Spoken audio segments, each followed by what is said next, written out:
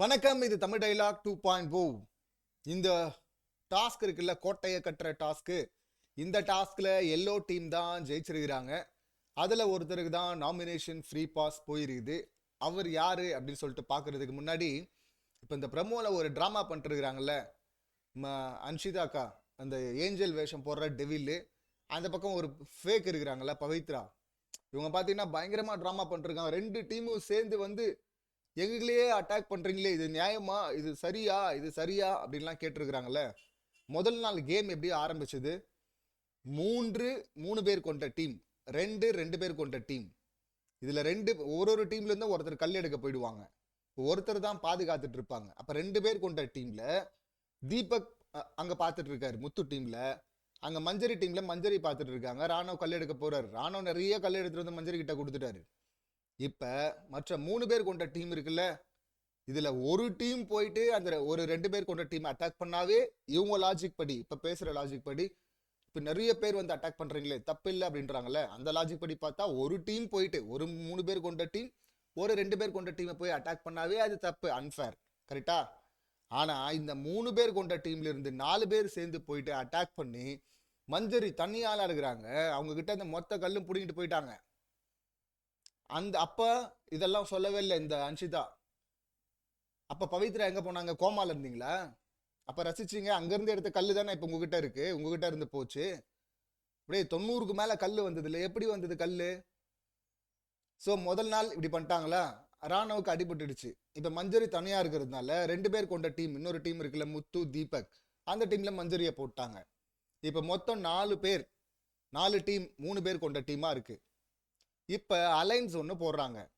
Already பாத்தீங்கன்னா ஒரு alliance இருக்குங்க. அது நார்மலாவே, அது இந்த கேமுக்காக மட்டும் இல்ல, ஜென்ரலாவே ஒரு அலைன்ஸ் இருக்குது அங்க. அன்ஷிதா, விஷால், அருண். இப்ப அன்ஷிதா வந்து இங்க ஜெஃப்ரி டீம்ல இருக்கிறாங்க. இங்க விஷால், அருண், சௌந்தர்யா ஒரு டீமா இருக்கிறாங்க. இவங்களுக்குள்ள நார்மலாவே ஒரு அலைன்ஸ் இருக்குல்ல, அது பார்க்க முடியுது. இப்ப கேமுக்காக முத்து வந்து ஜாக்லின் 2 பேரும் ஒன்னா சேர்றாங்க. இந்த மாதிரி ப்ரொடெக்ட் பண்ணோம், பாதுகாக்கணும் அப்படின்னு சொல்லிட்டு. அந்த பக்கம் 6 பேர் விளையாடுறாங்க சேர்ந்து. அப்ப நம்ம 6 பேர் விளையாடினாதான் நம்ம தப்பிக்க முடியும். இல்ல நம்ம தனித்தனியா விளையாடுவோம் அப்படின்னா அந்த 6 பேர் சேர்ந்து இந்த டீமை முடிச்சு விட்டு அப்புறம் அந்த டீமை முடிச்சு விட்டு அப்புறமா அவங்க 2 பேர்ல யாராவது ஒருத்தர் வந்து அந்த நாமினேஷன் ஃப்ரீயை எடுத்துக்கிறதுக்கு வாய்ப்பு இருக்கு. ஸோ அதனால நம்ம டைப் போட்டு தான் ஆகணும் அப்படிங்கிற நிலைமைக்கு அவங்க வந்தாங்க. அதுக்கப்புறமா டைப் போட்டாங்க. நேற்று முத்து கூட சொல்லியிருப்பாரு, எல்லோ டீம் நல்லா பண்றீங்கடா அப்படின்னு. ஏன்னா எல்லோ டீம் தான் வந்து ஜாக்லின் டீம். அவங்க என்ன பண்ணாங்க இப்ப நல்லா பாருங்களேன், 90 கல் வந்திருக்குங்க ஜெஃப்ரி டீம்ல. எப்படி வந்தது 90 கல்லுக்கு மேல எப்படி வந்தது? இங்க அந்த ரெட் டீமும் விஷால் டீமும் இந்த பக்கம் ஜெஃப்ரி டீம் 2 பேரும் சேர்ந்து தானே வந்து இதை பண்ணாங்க.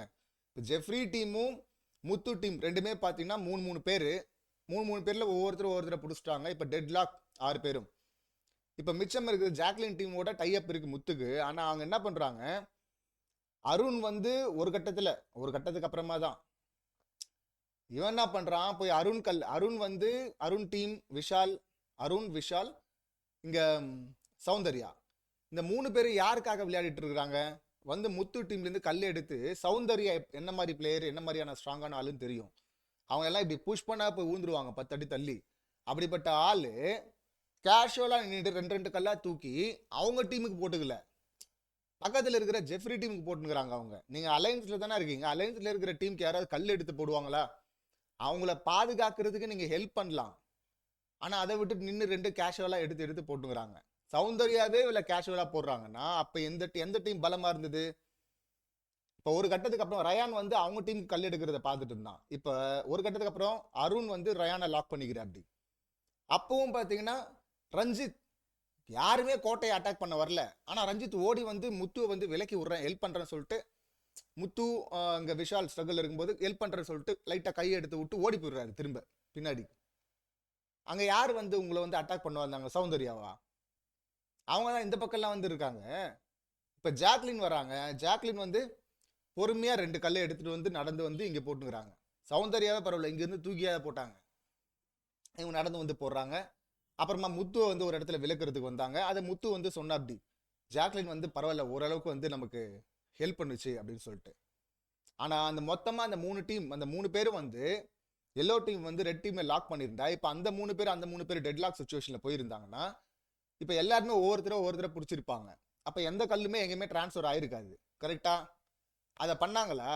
ஜாக்லின் டீம் பண்ணாங்களா? பண்ணல. சரி, இப்போ போயிட்டு இப்போ 2 டீம் அலைன்ஸ் போடுறாங்க. நம்ம 2 பேரும் ஒருத்தர் பாதுகாத்துப்போம் அப்படின்னு.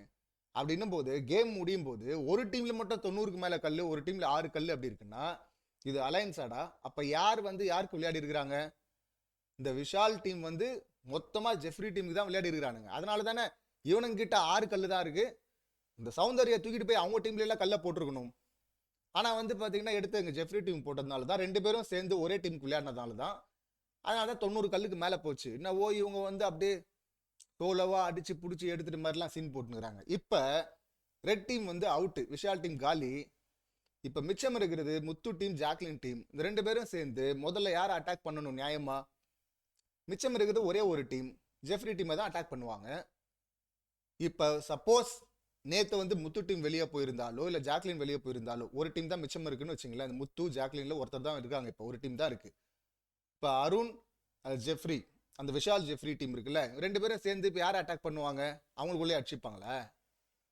இது நார்மல் தானே. முதல் 2 நாள் ஒரு வேஷம், 3வது நாள் மட்டும் இவங்க தனியா மாட்டிக்கிட்டாங்க. இப்ப 90க்கு மேல கல் இருந்தாலும் இப்ப சிங்கிளா மாட்டிக்கிட்டாங்க. 2 டீம் இருக்கு. அந்த 2 டீம்ல எவ்வளவு ஜென்யூனா ஆடணும்னு சொல்லிட்டு முன்னாடியே பிளான் போட்டானுங்க பாருங்க.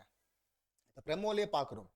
2 பெண்கள், அன்ஷிதா, பவித்ரா, ஜெஃப்ரி, இந்த டீம் தான் இப்ப இருக்குது. இப்ப இந்த டீம் 6 பேர் கொண்ட முத்து, தீபக், இந்த பக்கம் மஞ்சரி ஒரு டீம், இந்த பக்கம் ஜாக்லின், ரஞ்சித், ரயான் ஒரு டீம். இந்த 2 டீம்லயும் ஒரு பெண்கள் தான் இருக்கிறாங்க. இந்த இந்த 2 பெண்களும் போயிட்டு அங்க இருக்கிற அன்ஷிதா, பவித்ராவை பிடிக்கிறாங்க, லாக் பண்றாங்க. அப்ப எவ்வளவு ஜென்யூனா விளையாடுறாங்க. பண்ணணும்னா வேற யாரும் போய் கூட அட்டாக் பண்ணிருக்கலாம்ல, அப்படியெல்லாம் பண்ணலையே. அங்க 2 பெண்கள் இருக்கிறாங்க, நாம போய் அட்டாக் பண்ண முடியாது. அதான் முத்து சொல்லிட்டாரு, இங்க எங்க டீம்ல இருந்து மஞ்சரி அனுப்புறோம், உங்க டீம்ல இருந்து ஜாக்லின் போட்டோம், அந்த 2 பெண்களை லாக் பண்ணிட்டோம். அங்க மிச்சம் ஜெஃப்ரி இருக்கிறான். ஜெஃப்ரியை வந்து தீபக் அண்ணா பிடிக்கிட்டோம். நான் வந்து கல் எடுக்கிறேன் எங்க டீமுக்கு. ரஞ்சித் அண்ணோ ரயான் 2 பேர் இருக்காங்க மிச்சம் ஜாக்லின் டீம்ல. அவங்க 2 பேரும் அவங்க டீம் கல் எடுத்துக்கிட்டோம். அவங்கள எலிமினேட் பண்ணிட்டு அந்த டீமை இப்ப நம்ம 2 பேரும் வந்து ஃபைனல்ஸ்ல மோதலாம். இதுதான் வந்து நம்ம ஸ்ட்ராட்டஜி அப்படின்னு சொன்னா. அப்படி அதை தான் அங்க பண்றாங்க. இங்க பார்க்கும்போதே பிரமோல பார்க்கும்போது தெரியுது இல்ல, மஞ்சரி, அன்ஷிதா மட்டும்தான், மஞ்சரி இவங்க ஜாக்லின் மட்டும் தானே போயிருக்கிறாங்க. அங்க இருக்கிற 2 பெண்களை பிடிக்கிறாங்க. அப்பவே பாத்தீங்கன்னா இந்த பவித்ராவும் அன்ஷிதாவும் ஆரம்பிச்சிட்டாங்க. இந்த டெவில் ஏஞ்சல் டெவில் டாஸ்க்ல பண்ணாங்கல்ல, இதே போல ஐயோ யாருமே பண்ணக்கூடாது, யாருமே தப்பு பண்ணக்கூடாது, இவங்க தப்பு பண்ணிட்டு அந்த தப்பு எங்க வெளியே வந்துருதோ அப்படின்னு அதை மறைக்கிறதுக்கு யாருமே ஹர்ட் பண்ணக்கூடாது, எல்லாம் குட்டிச்சாத்தான், எல்லாம் மோசமா இருக்கிறாங்க எல்லாம் கத்திக்கிட்டு ஊர்வலமா ஓடிச்சு இல்ல. மோசமா இருந்தது இல்ல, கேவலமா இருந்தது இல்ல, இது அங்கேயே அறந்து போச்சு அந்த ரீல். அந்த ரீல வந்து இங்க ஓட்டுறாங்க அம்மா. ஐயோ பாருங்க, சிங்கிளா இருந்த ஒரு பொண்ணை போயிட்டு மஞ்சரி கிட்ட இருந்து அத்தனை 5 பேர் 4 பேர் போயிட்டு புடிங்கிட்டு வந்தீங்களே, அப்ப தெரியல இது? இப்ப எவ்வளவு டபுள் கேம் பாருங்க. இதைதான் நம்ம ஒவ்வொரு இடத்துலயும் பார்த்துட்டு இருக்கிறோம். அதே போல ராணுவுக்கு வந்து அடிபட்டு அவன் விழும்போது வந்து நடிக்கிறான் நடிக்கிறான் நடிக்கிறான்னு சொல்லிட்டு இருந்தாங்கல்ல. பார்த்தா நேத்து பார்க்கும்போது எபிசோட்ல இவங்க தான் நடிக்கிறாங்க. இந்த பக்கம் கல்லு கேமரா கிளீனா இருக்கு, இந்த பக்கம் கல்லு வரவே இல்லை. அப்புறம் இங்க அடிபட்டுருச்சு, தீபக் அண்ணா கையில் இந்த கல்லு அடிபட்டுருச்சு அப்படின்னா எங்க இருந்து அடிபட்டுது? அப்போ அதனால தான் நீங்க நடிக்கிறதுனால தான் அவங்க நடிக்கிறாங்க அப்படின்னு சொன்னீங்களா? அந்த டவுட் இயல்பா வருது இல்ல. அந்த ஆங்கிள் நீங்க பார்க்கல அப்படின்றாங்க. அந்த ஆங்கிள் பார்ப்போம், அதை பத்தி ஸ்பெஷல் வீடியோ பேசுவோம். ஏன்னா நிறைய பேச வேண்டியிருக்கு அதை பத்தி. ஸோ இவங்களுக்கு ஒரு நியாயம், மற்றவங்களுக்கு ஒன்றா. உங்ககிட்ட கல் அதிகமாக வரும்போது நீங்க 2 பேர் 6 பேர் கொண்ட டீம். ஆக்சுவலி அதை தான் முத்து சொன்னார், எல்லோ டீம் நல்லா எங்களை வச்சு சேருங்கடா அப்படின்னு சொன்னது காரணம் என்னன்னா, ரொம்ப ஃபோர்ஸா வந்து அட்டாக் பண்ணியிருந்தா இவன் முத்து டீம்ல இருந்து கல்லே போயிருக்காது. ஆனா ஜாக்லின் டீம்ல இருந்து அந்த மாதிரி பண்ணல. அலைன்ஸ் போட்டிருக்கோம், சும்மா உங்களுக்கு ஹெல்ப் பண்றோம் அப்படிங்கிற மாதிரி தான் பண்ணிட்டு இருந்தாங்க. ஆனா அதுவே ஜாக்லின் டீம் அட்டாக் பண்ணும்போது விஷால் டீம் முத்து பாஞ்சு போயிட்டு அவங்க 2 பேரும் பிடிச்சி தள்ளியிருப்பா அப்படி, அப்புறம் கல்லையும் எடுத்து கொடுத்துருப்பா அப்படி. அப்ப இந்த அளவுக்கு நம்ம ஹெல்ப் பண்ணோம், ஃபோர்ஸா அக்ரெசிவா இறங்கி விளையாடணும் அவங்கள காப்பாத்துறதுக்காக. ஆனா நம்மளை காப்பாத்த அவங்க பண்ணல அப்படிங்கறதா முத்துவுடைய குற்றச்சாட்டு. அப்படி விளையாடி இருந்தாங்கன்னா ஒன்னு டெட்லாக்ல எல்லாரும் மாட்டிருப்பாங்க, கல்லு போயிருக்காது.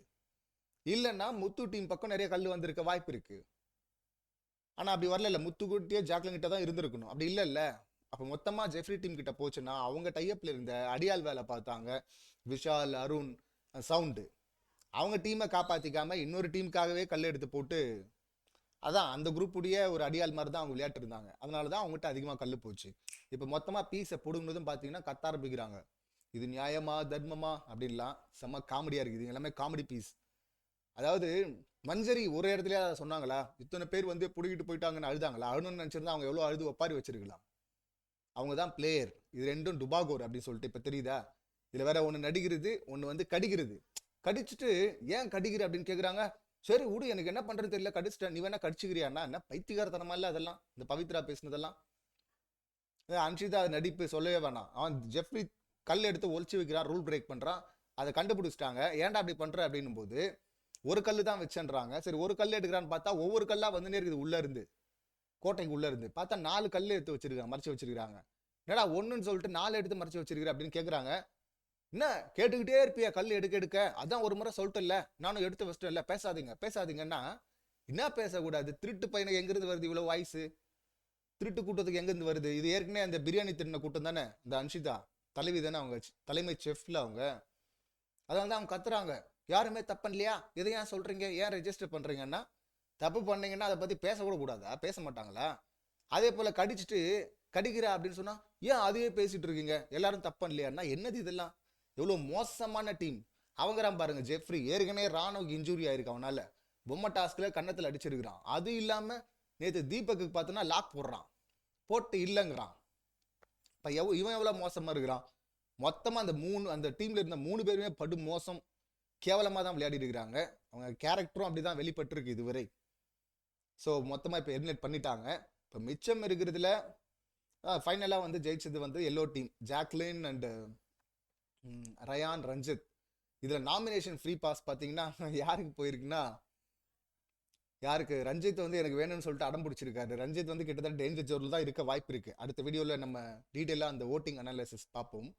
ஆனால் இப்போதைக்கு ரஞ்சித் நிச்சயமா டேஞ்சர் ஜோனில் தான் இருப்பாரு. ரயானும் டேஞ்சர் ஜோன் தான். ஜாக்லின் டேஞ்சர் ஜோன் கிடையாது. அப்படி இருக்கும்போது ஜாக்லின் அவங்களுக்காக வாங்கிக்கவும் மாட்டாங்க. இங்கே இங்கே வந்து அவங்க மதர் ஆயிடுவாங்க. ஸோ ரஞ்சிதா ரயானா இவங்க 2 பேருக்கு யாருக்கு அப்படின்னு பார்க்கும்போது யாருக்கு கிடைக்கும்? ஜாக்லின் ஓட்டு யாருக்கு இருக்கும்? ரயானுக்கு தான் இருக்கும். ரஞ்சித்துக்கா போடுவாங்க? அதுவும் 11வது வாரத்தில் வாய்ப்பே கிடையாது. ஸோ ரயானுக்கு தான் போனோம். இதுதான் ப்ரெடிக்ஷனாக இருந்திருக்கும். ஆனால் ரிசல்ட்டும் தெரிஞ்சிருச்சு ஆல்ரெடி. எஸ், ரயானுக்கு தான் போயிருக்கு. கடைசி வரை ரஞ்சித் வந்து அவரை தான் நாமினேட் பண்ணியிருக்காரு, எனக்கு தான் அப்படின்னு சொல்லிட்டு. ஏன்னா அவருக்கும் தெரிஞ்சிருக்கும்ல நம்மளை தூக்கிடுவாங்க அப்படின்னு. ஸோ அவர் போராடி இருக்காரு. அப்படின்னா ஓட்டிங் வச்சுக்கலாம் அப்படின்னு சொல்லிட்டு கடைசியாக வந்திருப்பாங்க. அந்த ஜாக்லின் ஓட்டு தான் வந்து தீர்மானிக்கிற இடத்துக்கு வந்திருக்கும். அப்போ தீர்மானிக்கிறது யாருக்கு போட்டிருப்பாங்க? ரஞ்சிதா ரயானான்னு வரும்போது கோவா கேங்ல இருக்கிற ரயானுக்கு போடுவாங்களா, ரஞ்சித்துக்கு போடுவாங்களா? ரஞ்சித் கூட கோவா கேங் தான் இல்லை. சரி, கோவா கேங்ல இருந்தாலும் அவன் வந்து டீம் மெம்பர், இவர் வந்து மங்களம் சார் தானே. மங்களம் சாருக்கு ஒரு மங்களம் பாடுவோம் அப்படின்னு சொல்லிட்டு அவருக்கு கொடுக்காம ரயானுக்கு கொடுத்துருக்குறாங்க. ரயான் தான் இப்போ நாமினேஷன் ஃப்ரீ பாஸ் ஹோல்ட் பண்ணிட்டு இருக்காரு. ஸோ இந்த கேம் இப்படி தான் முடிஞ்சிருக்கு. இந்த சம்பவங்களை நீங்கள் எப்படி பார்க்குறீங்க, உங்கள் கருத்து என்ன அப்படிங்கிறது கமெண்ட் பண்ணுங்கள். மீண்டும் அடுத்த வீடியோவில் சந்திக்கலாம். நன்றி, வணக்கம்.